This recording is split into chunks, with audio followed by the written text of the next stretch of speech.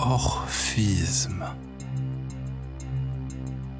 Orphée est considéré comme le fondateur de l'orphisme, qui a fait des merveilles à l'aide de son jeu de flûte.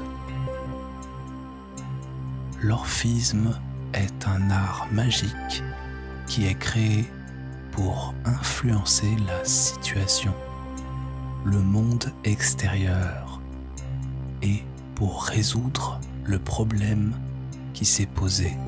Presque tous les rituels religieux, mystères, rituels de chaman sont orphiques, c'est-à-dire un art magique conçu pour changer l'état d'une personne, guérir une maladie et changer une situation de vie.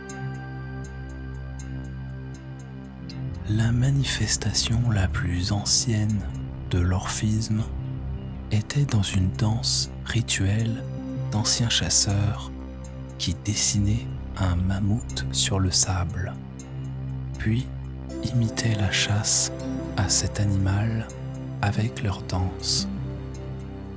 À la fin, ils enfonçaient une lance dans son image en indiquant que la chasse serait réussie. En quoi l'orphisme est-il différent de l'art ordinaire? Dans l'art ordinaire, le créateur exprime simplement son humeur. Ce qui l'a impressionné traduit sa vision de la situation.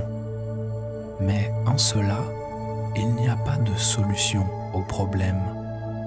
C'est une déclaration de fait et c'est tout. Par exemple, un poète écrit qu'il est amoureux, mais son amour n'est pas réciproque et il en souffre. L'orphique décrira d'abord la même chose et, à la fin, ajoutera qu'il a gagné son amour en retour, qu'il est devenu aimé et que tout va bien. En faisant cela, il agit comme par magie sur la situation, en écrivant une fin positive de l'histoire.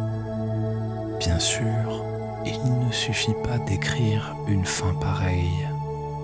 Nous devons profondément expérimenter et sentir que tout sera exactement comme ça.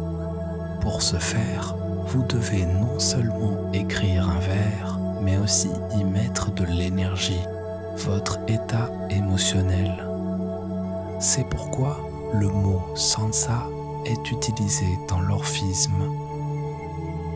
Disons sans théâtre, c'est-à-dire un théâtre où les acteurs non seulement jouent leur rôle, mais vivent aussi une expérience émotionnelle très profonde du jeu et émettent une énergie qui affectera la situation, c'est-à-dire sansa. Par leur jeu, ils semblent créer un fantôme de l'avenir, de la façon dont ils veulent changer la situation, du résultat auquel ils veulent arriver. Dans les arts visuels, il peut sembler que l'artiste dessine d'abord un problème, disons une maladie sous la forme d'un monstre. En même temps, il est très important de vraiment ressentir cette maladie et, pour ainsi dire, de la transférer sur le dessin, de l'identifier à ce dessin. Puis, il pourra brûler ce dessin et survivre à la victoire sur la maladie. Et plus il le fait de manière achevée et émotionnelle et avec le plus d'énergie possible, plus tôt le rétablissement viendra. Puis, il dessine sa bonne santé et en fait aussi beaucoup l'expérience en y mettant toute son énergie. Et alors, l'art devient une magie qui peut changer ce qui se passe.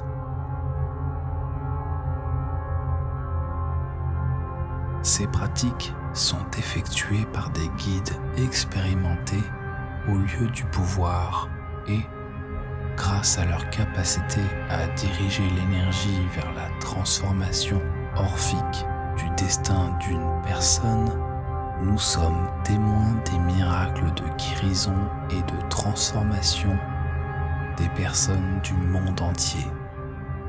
Dans d'autres vidéos, vous trouverez la suite de cette grande vérité,